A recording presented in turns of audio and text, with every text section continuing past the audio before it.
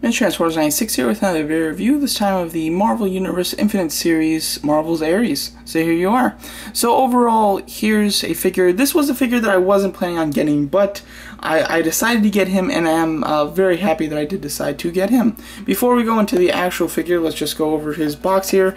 Like I've said in all my other reviews of the Infinite series, I like the box design. I mean, it looks cool. I like the black, and I like the gray, bluish type of color. It's very nice, tastefully done, but I prefer the Marvel Universe style packaging way more than this, because it had a nice, big picture of the figure, or the character at least, and it looked really cool, and you can so much easier to find the figure that you're looking for on the shelf. With these, you have to flip through them all because there's nothing on the top or anything that says, what character the actual figure is. So yeah, a nice picture of the figure on the back. You get a nice description of him. Here's the others in the wave. I have Omega Red, her, and Deathlock. Ant-Man I do have. I don't have it at the moment though. It is coming, but I did buy it. And then Cyclops I'm skipping. No need to get him in my opinion. So yeah.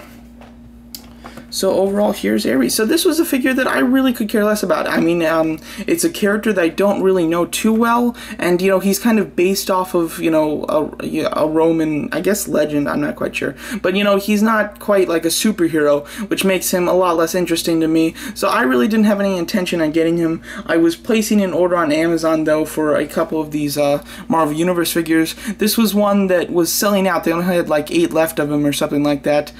So that kind of created a little urgency for me. Plus, I needed to buy like one more figure to get free shipping or something like that. So I decided just to add him to my cart, and boy was I very happy to get him. If you watch my unboxing of these figures, you could tell when I got it, just even in package in hand, I was really impressed, and it just turned out to be a lot better than I ever expected on articulation and sculpting in general. Just really a great figure actually. So very happy I did end up getting it.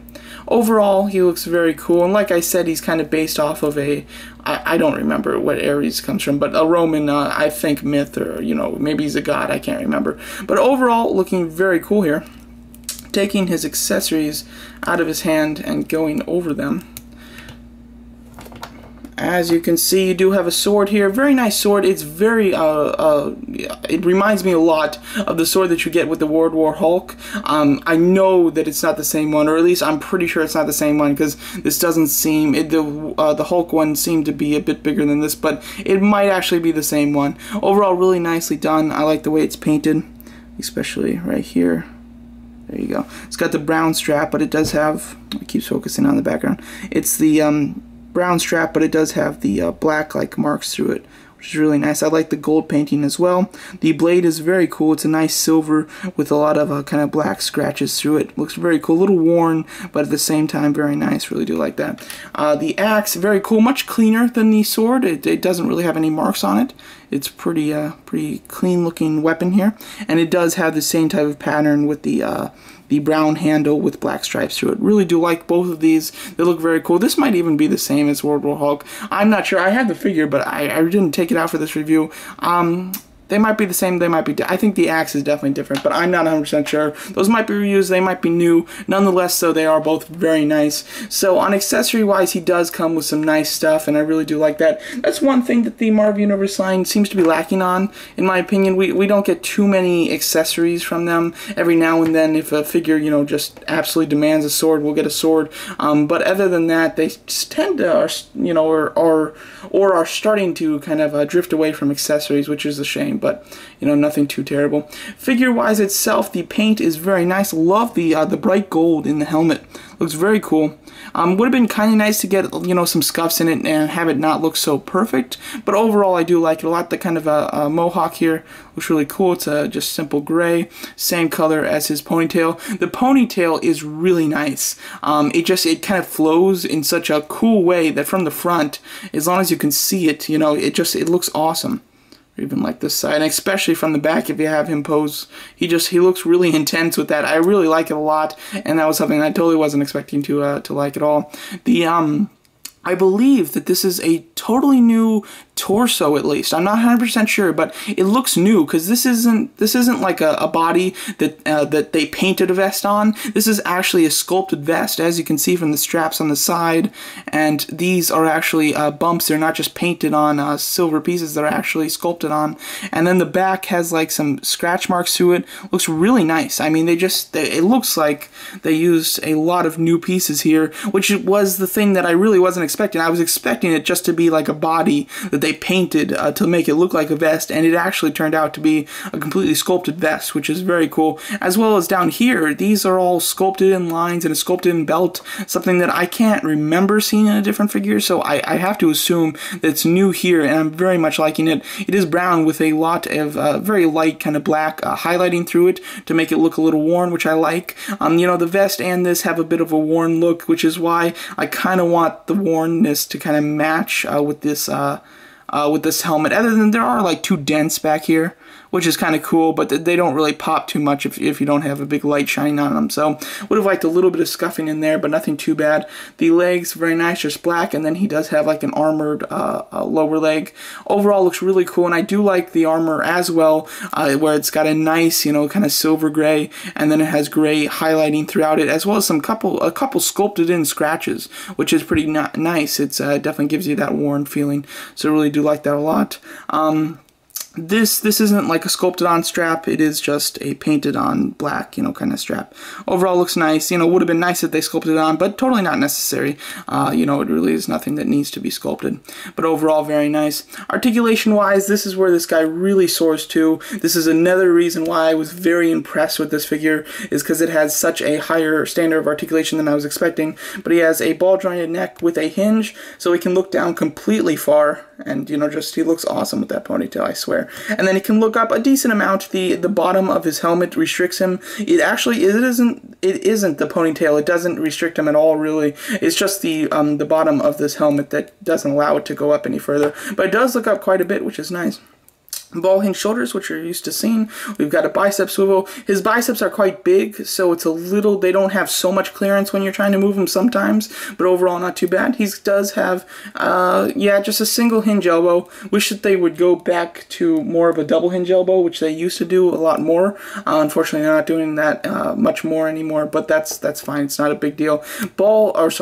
Hinge swivel wrists, which are great. This was the same thing for Omega Red in this series. I'm trying to think if Valkyrie also has that. She might, I can't remember. But I'm really liking the hinge on the wrist. It's definitely great for posing, especially since he holds swords. It makes it a lot funner to pose him with that hinge on the wrist, and definitely helpful. A ball joint upper torso really doesn't go up or down very much. It's mostly just for a swivel, and it is a very nice swivel at that, I have to say. Ball jointed thighs with a thigh swivel, double hinge knees, which work really nicely.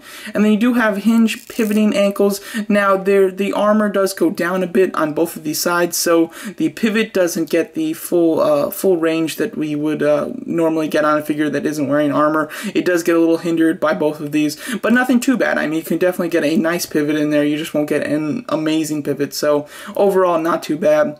Now, to go over the thing that I really don't like, and it's really my only complaint in this guy, is that with the sword, the handle is extremely thin, and this was another thing that was a problem with the World War Hulk. The same handle was just too thin, so when you put it in his hand, it just kind of like dangles down, and it doesn't look good. I want him to be constantly holding it like this. If you have his arm up like this, then you can get that done just because gravity is holding it in place. But even it does fall out still anyway. But if you have his arm down, it is definitely very hard to get it to be stable. A lot of times it'll just kind of dangle like this because it's so easy to move.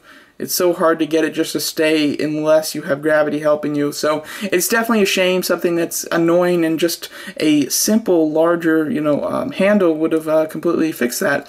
You can, like put a piece of paper in there with them, or just use a rubber band to tie it. But overall, I don't think you should have to be able to do that, or you shouldn't have to do that.